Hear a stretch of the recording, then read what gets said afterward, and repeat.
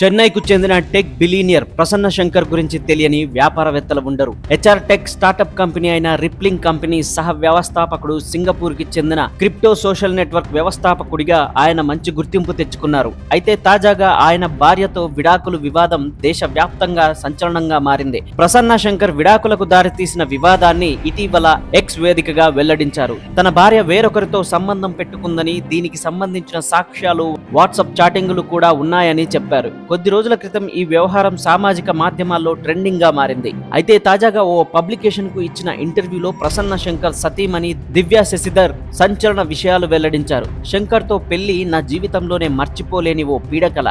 మాకు 9 ఏళ్ల కుమారుడు ఉన్నాడు.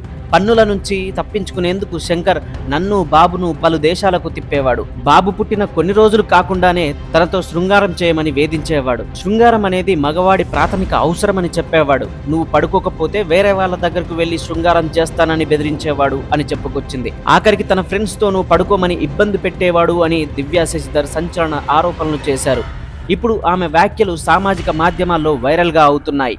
ప్రస్తుతం వీరి విడాకుల వ్యవహారం అమెరికా కాలిఫోర్నియా కోర్టులో విచారణలో ఉంది. కోర్టు విచారణలో భాగంగా అక్కడ కూడా దివ్య శశిధర్ పలు అంశాలను కోర్టు ముందు ఉంచారు. తన భర్త ప్రసన్న శంకర్ తనను ఉద్యోగం మానేసి మరీ తనతో శృంగారం చేయాలని వేధించేవాడని పేర్కొన్నారు.